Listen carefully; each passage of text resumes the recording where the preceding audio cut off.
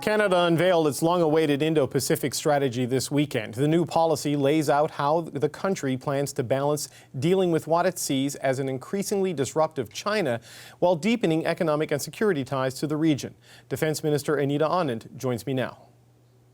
Minister Anand, your plan calls for the deployment of a third frigate to the Indo-Pacific, a ship that would come from Halifax. I'm wondering how that might affect your NATO commitments in the Atlantic region if you divert a ship to the Pacific.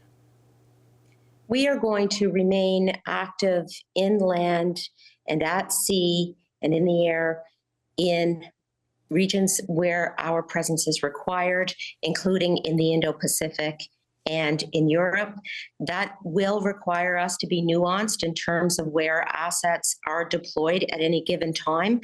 But the Chief of Defence Staff and I are very aligned in terms of being nuanced and making sure we are doing what we can within our capabilities. No, I appreciate the balancing act, but I just wonder, like, there's only so many ships in the fleet, right? And we have this commitment to Operation Reassurance in the Baltic. So would you still have the naval capacity to participate in that if you're going to pivot to the Indo-Pacific region?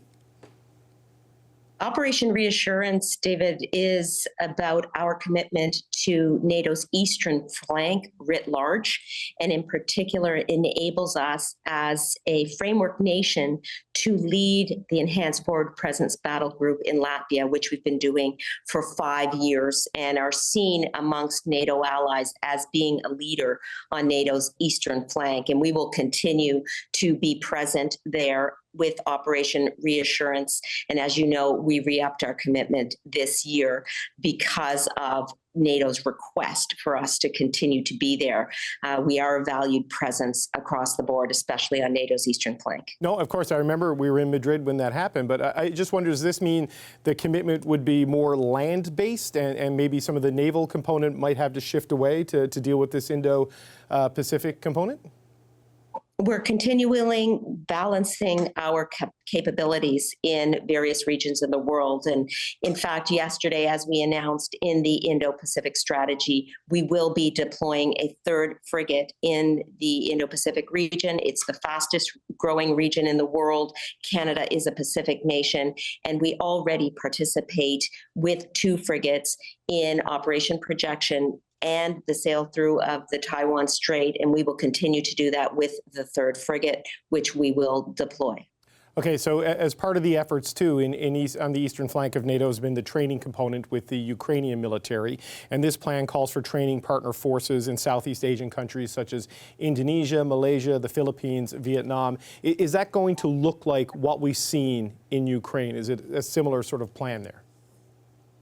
Actually, it's much broader. It's capacity building, and so it involves mentoring, advising, and also incorporating some of the values that we have here at home in terms of reconstitution of the Canadian Armed Forces to build an armed forces where everybody feels safe, protected, and respected. And so we will be bringing the values of women, peace, and security into the capacity building element to the Indo-Pacific strategy.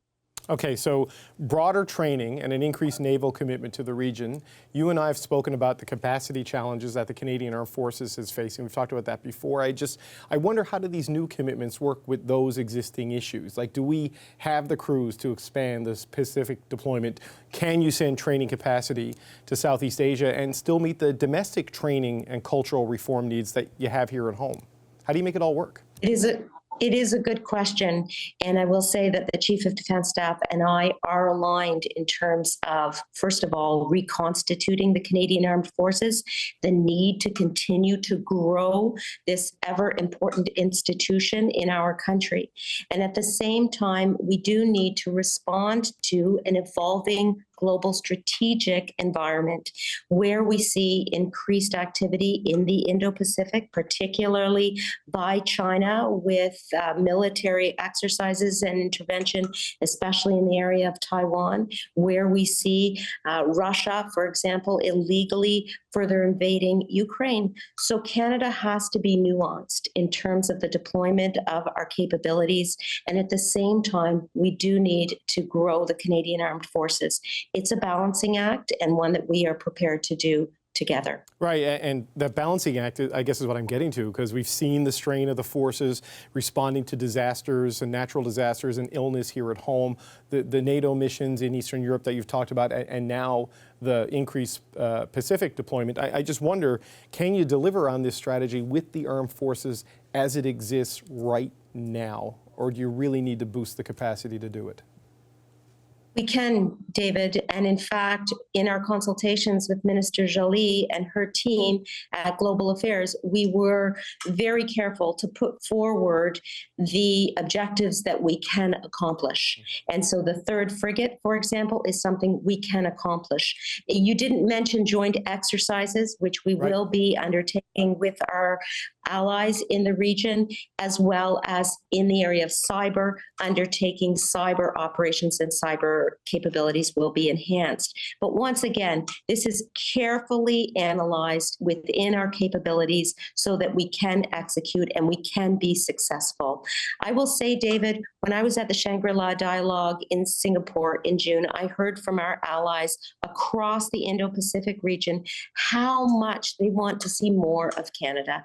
And that's exactly what we are delivering with this Indo-Pacific strategy across the board, not just in the area of military, but in immigration, in trade, in diplomacy, in the broader economic ties that we are growing with the region. That is the goal of the Indo-Pacific strategy, and we certainly will accomplish it. Right, it's a broad regional strategy, but it does focus a lot on China as a disruptive force, and it speaks of confronting China. If you deliver on these measures, do you also worry about provoking China and causing some backlash based on your increased posture here? As I've said before, we are eyes wide open on China.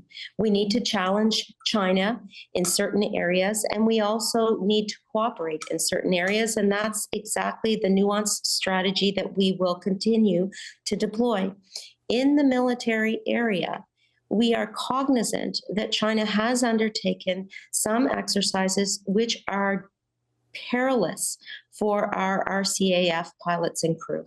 And in that respect, we have to be very careful and call out behavior where the risk of life is clearly present. And I have done that, and we will continue to make sure that all protections are in place for the RCAF, which are simply in monitoring UN sanctions under Operation Neon.